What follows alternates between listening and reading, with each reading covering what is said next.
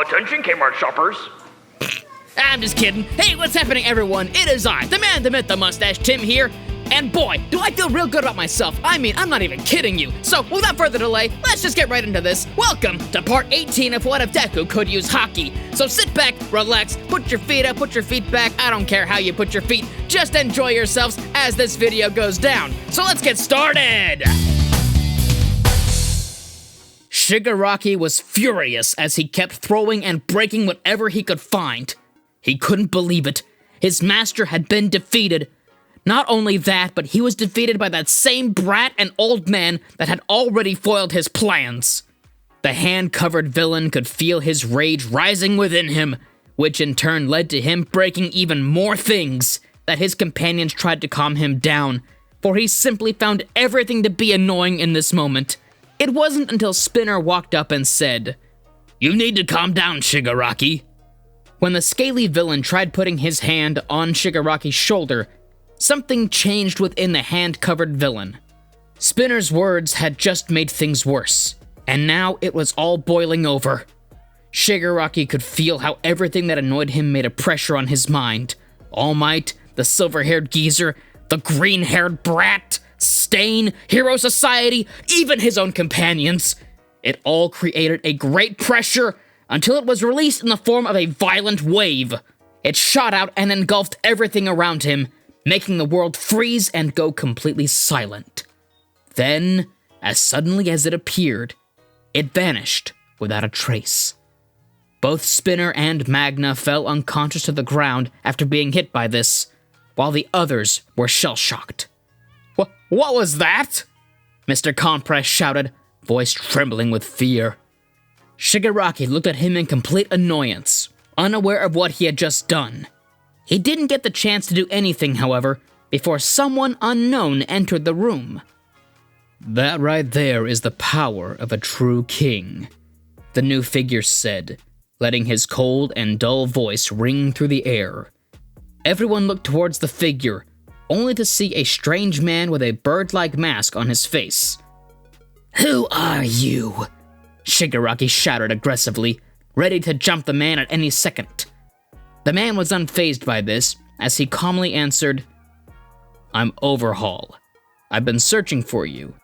I have a proposition for you all, if you're willing to listen." The League looked at the man skeptically, for they didn't know what to make of him. All they could do was listen to what he had to say.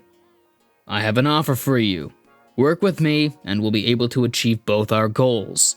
And I can teach you how to use that incredible power of yours," Overhaul said calmly, while pointing his finger toward Shigaraki.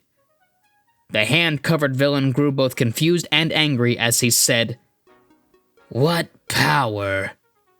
Overhaul was unaffected by this, as he calmly responded, "You possess an ancient power that only kings could use. A power that could easily crush your foes and help you take the world as your own. Join me, and I'll teach you how to use it." Shigaraki was stunned to hear this. He didn't know if any of this was true, but he liked it. A power that only kings could use, and it could help him destroy his enemies. It's exactly what he wanted. The hand-covered villain smiled, before he gave his answer to the mysterious man. Class 1A continued their training, with some learning to use Haki. They barely managed the basics with what little time they had left, but it was enough to prepare them for the provisional license exam. The exam went on smoothly, with everyone except for Bakugo and Todoroki passing. What followed the day after was more training from Rayleigh, before school finally started again. Soon after, the class got a visit from the Big Three, who were there to talk about their work studies. This quickly led to a fight between all of the class and the third-year Mirio Togata, which was basically a slaughter. Midoriya didn't participate in the battle, for both he and the other teachers knew who would win. Everything ended with Mirio telling them that work studies can be really difficult, but it would really pay off. "Too bad you didn't participate in that mock battle. I would have loved to see you beat All Might's successor," Rayleigh said, wearing his usual smile. He and Midoriya were just strolling, taking a break to discuss how hectic things had been recently. "If I had participated, it would have defeated the purpose of the mock battle entirely. The green-haired boy calmly answered, as both he and Rayleigh walked at exactly the same pace. The silver-haired geezer knew what Midoriya meant. Miria wanted to show just how strong he was when compared to them. It wouldn't look good if he lost to Midoriya. I know. I was just babbling.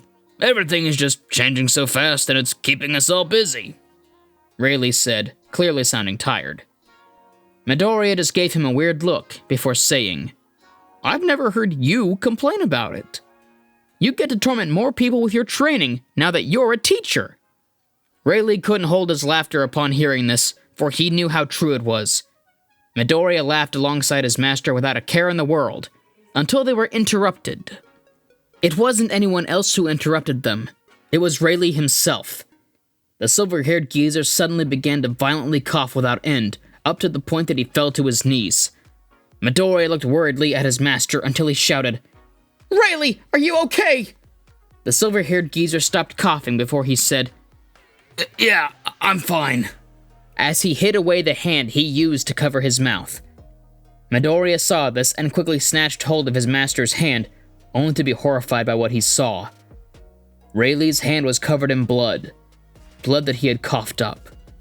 The green-haired boy looked at his master with worry as he said, No, you're not fine. I've known you for more than 10 years, and I've never seen you cough like that. Not only that, you coughed up blood. Rayleigh looked away, trying to hide his expression. Midoriya noticed this, and immediately knew that his master wouldn't tell him willingly. What did the doctors tell you? The green-haired boy asked. Rayleigh realized that he wasn't getting out of this as he looked towards his student and said, I took a lot of damage from All for One, and my age isn't making things better. They told me I don't have much time left. Midoriya began to tremble upon hearing this. He knew it would be bad, but not this bad. How long do you have left? Midoriya asked. Rayleigh was silent at first, as he didn't want to answer that question, but he took a deep breath and said, Less than 3 years. I'll be lucky to see you graduate. Midoriya immediately felt his world crumble around him. Rayleigh wasn't just sick, he was going to die soon. He wouldn't live to see him become a hero. It was at that moment Midoriya realized something else. Rayleigh didn't become a teacher so that he could help train the next generation. He did it so he could spend more time with Midoriya before passing on. The green-haired boy felt his body trembling, fighting back the tears as he stood up and said, So you weren't gonna tell me? You were just gonna leave me in the dark? Rayleigh was pained to hear this as he stood up and replied, I've lived for almost 80 years, Midoriya. I've lived long enough. You, on the other hand, have your entire life ahead of you. Don't let the death of some frail old man drag you down. You've got more important things to think about. Midoriya couldn't handle it anymore. Rayleigh's words caused him to break. More important? You're dying, Rayleigh! How can you say that you don't matter? You've been like a father to me! Midoriya shouted painfully as tears ran down his face. Rayleigh could feel his body trembling, along with the pain that came with Midoriya's words. Midoriya, Nothing more came after that. The green-haired boy looked at him blankly before wiping his tears and walking away. Rayleigh watched his student walk away, and it left him with pain. He wanted to call for him and apologize, but he couldn't. Deep down, Rayleigh knew that nothing he said could fix this. Midoriya was still in pain while trying to process everything. He was sitting alone on the front porch of the dorms, trying to get as far away from everyone as possible. He just couldn't accept it. Rayleigh, the man who trained and believed in him for basically his entire life, his father figure, was going to die. Not only that, but it would happen in less than 3 years. The green-haired boy tried to come to terms with it, but he couldn't. For every time that he thought about it, he was only filled with pain and sadness. Hey, Deku, a feminine voice said. Midoriya was caught off guard by this, but he didn't react the way he usually did as he responded by saying, Hey, Uraraka. Uraraka could tell that something was wrong. Whenever she snuck up on Midoriya like this, he would jump. But now it was as if he was dead inside.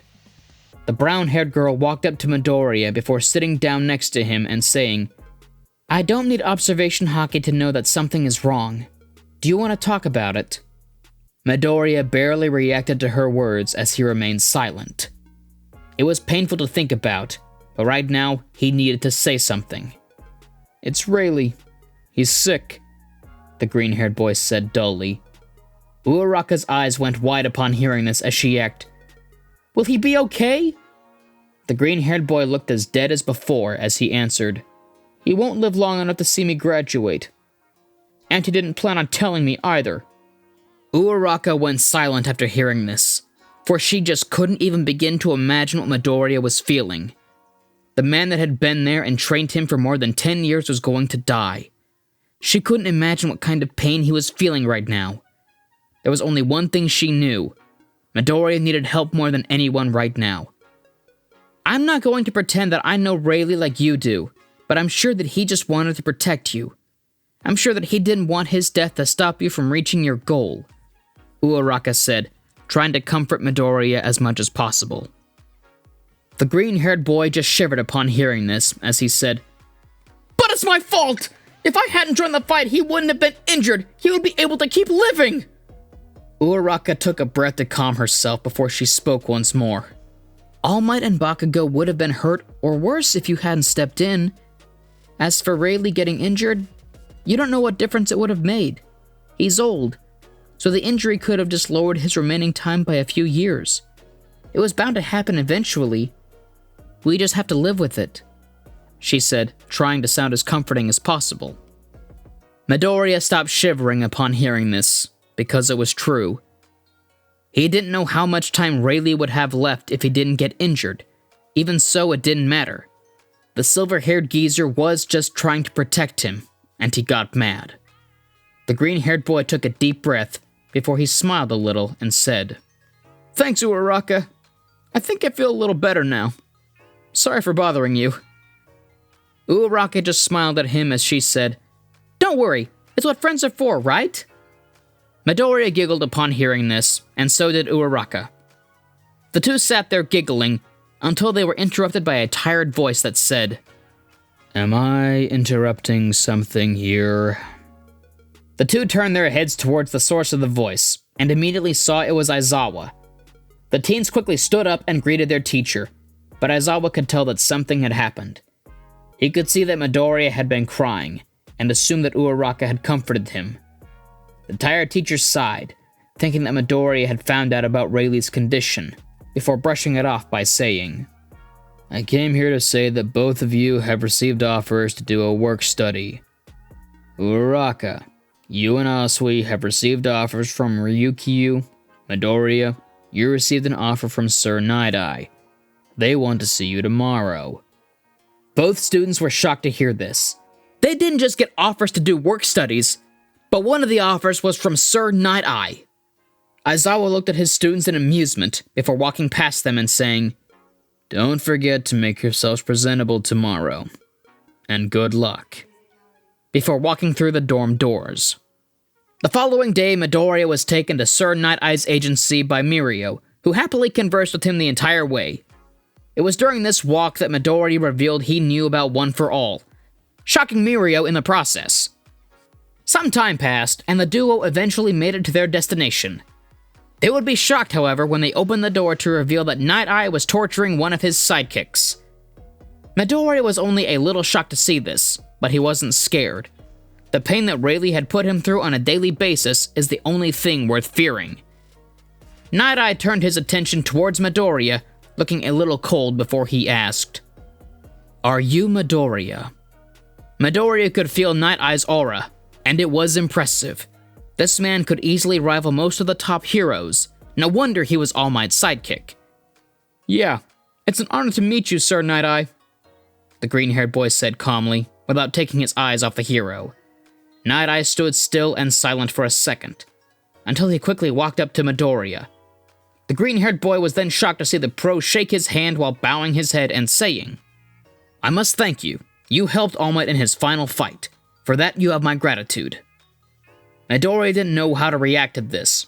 Even Mirio was shocked. He could tell that this was not how the hero usually behaved. "You're welcome, I guess?" the green-haired boy said, still weirded out by the situation. Nighteye got back to his usual manner upon hearing these words from Midoriya before he walked towards his desk. "Bring out your form. I would like to sign it immediately." Midoriya did as the man told him. He gave his form to Sir Nighteye and watched as the hero signed it. Mirio smiled at Midoriya, happy that he was on board. Nighteye didn't waste a single second. He quickly put Midoriya to work by informing him about his investigation into a group called the Shie Hasaikai, while showing him and Mirio a picture of their leader called Overhaul. The two were then told to go to Mirio's usual patrol and to avoid confrontation with anyone in the Shie Hasaikai. The teens then got into their hero costumes before leaving to patrol the area. During this patrol, Mirio asked numerous questions to Midoriya, such as why he declined one for all, what his master was like, and what his hero name was. Midoriya answered all of these questions truthfully, but almost stopped himself when talking about Rayleigh. Mirio noticed that something was wrong and was going to ask about it, if Midoriya hadn't been interrupted by someone bumping into him. Midoriya turned to face whoever it was, only to be confused. What he saw was a white-haired, red-eyed little girl with bandages all over her. "I'm so sorry. Are you all right?" Midoriya asked as he reached for her. The girl shivered and grew more terrified, making Midoriya stop in his tracks. He could tell that she was scared. He didn't need observation Haki to see that.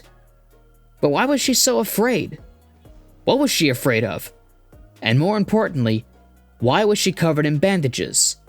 The green-haired boy was about to say something, but stopped when he heard a voice call out from the alleyway.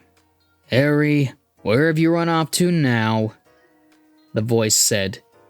Midoriya and Mirio turned towards the voice, only to see what they didn't want to see. The person standing in front of them was none other than Kai Chisaki, also known as Overhaul. Mirio acted immediately as he quickly pulled Midoriya's mask over his face before Overhaul spoke again. "Sorry, my daughter is a handful to deal with. I hope that she didn't bother you heroes," the mask-wearing villain said. Midoriya could feel a cold shiver run down his spine after hearing these words, but Mirio seemed to be unaffected as he said, "No worries, it was our fault too." Midoriya was barely listening to anything the two said, for he was carefully analyzing Overhaul with his observation Haki. This man was nothing but evil. He could even be compared to All for One. The green-haired boy could feel his spine grow colder, until he was brought back to attention when the masked villain spoke up. "Now then, Eri, we should get going now," the villain said with his cold voice. Midoriya could feel how the girl was clinging to him, as if she was afraid of going back to Overhaul. The green-haired boy grew angry upon witnessing this as he stood up and said, "What are you doing to this little girl?" before raising a Haki-infused arm in front of him. Overhaul's eyes suddenly went wide, as if he had a strange reaction to something in the area, before frowning and saying, "I see. So you're one of those people. Now the question is, can you only use two, or are you like Shigaraki?" Midoriya was caught off guard by this response, leaving him with more questions than answers. He then watched as Overhaul raised his hand before something strange happened. Midoriya's eyes went wide in disbelief, for he couldn't believe what he was seeing. He now had an idea of what Overhaul was talking about, and it only served to shock him down to his core. What the masked villain had done wasn't just raise his hand. He had coated it with Haki. Not only that, he had said something about being similar to Shigaraki. Does that mean that Shigaraki could also use it? And is he somehow connected to the Shie Hasaikai? The green-haired boy was petrified as Overhaul began to reach for his gloves. The villain didn't get to fully remove them, however, before Eri ran from Midoriya's grasp and over to Overhaul's side. Midoriya watched as the villain lowered his arm before walking away with Eri. Once the villain was far away, Midoriya fell to his knees and panted heavily. Mirio noticed this and quickly ran over to his side. "Midoriya, are you okay?" Mirio asked. Midoriya looked at him in a panic before he said, "We have to go. We have to," but quickly stopped himself. Midoriya didn't know what to do. He couldn't go and get Eri back, and there weren't many people that he could tell what he just heard. Other than Rayleigh, there weren't many who knew about Haki. Therefore, he didn't know how to warn the others. The green-haired boy clenched his fist in frustration, not knowing what to do about this situation. "Well, you're right about one thing. We need to go back and tell Sir Nighteye what happened," Mirio said, knocking Midoriya out of his episode. The blonde then helped Midoriya up to his feet, before they both made their way back to Sir Nighteye's agency. Upon arriving at the agency, Mirio gave Nighteye the full rundown of everything that happened.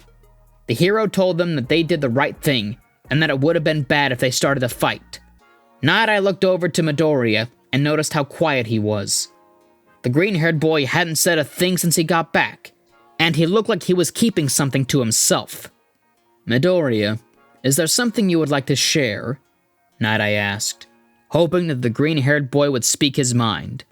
Midoriya remained quiet, however, and avoided making eye contact with anyone. Nighteye could tell that something was wrong. Midoriya knew something they didn't, but for some reason he couldn't tell them. The hero grew more suspicious as he looked towards Mirio and Bubble Girl before saying, "Please, give us some privacy." They were both confused by this, but they quickly obeyed before leaving the room. Nighteye turned his expression back to Midoriya and said, "We're alone now. You can tell me what's going on, because I already know your little secret." Midoriya's eyes went wide upon hearing this as he looked at Nighteye. He knew his secret. Does that mean, yes, I can use Haki. My super advanced observation Haki lets me see into the future, but I can't use Armament or Conqueror's Haki. So, what is it that you know but won't tell us? Nighteye said, before Midoriya could finish his train of thought. The green-haired boy was stunned to hear all of this, for it was totally unexpected. He knew that there were others who knew and could use Haki, but he'd never expected All Might's former sidekick to be one of them. Midoriya took a deep breath before he shared what he knew. "It's Overhaul! He can use Haki! Not only that, he mentioned something about me being similar to Shigaraki when he saw me use it. It's not much to go by, but I think they can use Haki and that they're working together somehow," the green-haired boy said, deciding not to hold back anything. Night-Eye's eyes went wide with shock, for this was something that could potentially change everything. If Overhaul and Shigaraki could use Haki, it only meant trouble for everyone, and it could potentially compromise their investigation. "What should we do about it?" Midoriya asked, snapping Nighteye back to attention. The hero gathered himself before he said, "This information is crucial. Right now we can't really do anything. We have to be careful. Do not tell anyone about this, even if they know about Haki." Midoriya was confused upon hearing this, as he gave Nighteye a conflicted nod of understanding. Midoriya then returned to UA, and was immediately bombarded with questions by his classmates. The green-haired boy didn't answer a single one of them, however, and silently walked over to his room. He didn't know what to do. Shigaraki was a dangerous man, and Overhaul could be compared to All for One. The fact that they could use Haki only served to terrify him even more. He feared that he wouldn't be able to stop them from hurting him or the people he cared about, which only proceeded to fill him with fear. He just sat there, all alone, letting the despair sink deep into him, thinking of what to do. Rayleigh probably had an answer, but Nighteye had told him not to tell anyone about this. What was the right move? Should he trust that Nighteye knew what he was doing? Or should he talk to Rayleigh? The green-haired boy sat and pondered these questions in his head, until he finally had enough. He let out a wave of Conqueror's Haki, screaming away any weight he was carrying, as he decided that he trusted his master more than All Might's former sidekick. Midoriya ran out of his room before rushing outside to find Rayleigh. After some time, he finally found the old man, wandering around all his own. "Rayleigh, wait up! We need to talk!" the green-haired boy shouted as he ran up to the old man. Rayleigh turned around in confusion, then he was shocked to see Midoriya. He quickly shook it off, however, as he responded, "Yeah, we do need to talk. Midoriya, I'm sorry. I should have told you early. the silver-haired geezer said, but was interrupted when the green-haired boy shouted, "It's not about that! I've already forgiven you for it! It's just about something far more urgent!" Rayleigh was shocked to hear this. Normally, he would have been happy to hear his student say those words, but right now, he was a little too worried. What's wrong? The silver-haired geezer asked. Midoriya looked at his master with a serious expression as he took a deep breath before saying, "It's Shigaraki. He can use the Conqueror's spirit." Rayleigh's body suddenly went stiff as his eyes went wide with shock. The old man trembled slightly before angrily shouting, "What?" And that's our video for today, so thank you all for watching and indulging yourselves in our story thus far. I hope you have enjoyed it. Now, there's a few more things I want to go over before the video ends. First, we have a second channel called Anime Deep Dive. Anime Deep Dive goes over the hard facts and lore of a wide variety of anime, which is sure to expand your weeb knowledge of all kinds, guaranteed. On top of that, we have a third channel called We the Celestials Naruto What Ifs. It's what we do on this channel, but in the vast world and lore of Naruto. So, go check that out if you're in the mood for some jutsu action. Secondly, on behalf of We the Celestials, I want to thank everyone involved in the production of today's awesome content. Their details will be in the description below. Finally, if you're interested in what we do here at We the Celestials, I want to extend an invitation to join our crew. We only have one caveat: you must be 16 years or older to join our crew. You can sign up for whichever category fulfills your interests by joining the recruitment Discord in the description below. Our Discord is an all-around fantastic place to be, whether you're a fan or looking to join our band of misfits. So that's it from us for our today's video. So thank you all for watching, and I do hope you have a great day. And once again, before I go, I do hope you are taking care of yourselves mentally and physically. Treat yourself right, treat yourself well, love yourself, love others. You never know what anybody's going through, so be careful with what you say and what you do. Tolkien said it best. I have found that it is the small, everyday deed of ordinary folks that keep the darkness at bay. Small acts of kindness and love. A little bit of compassion, love, kindness, a little bit of any of that goes a long way. Mustache out.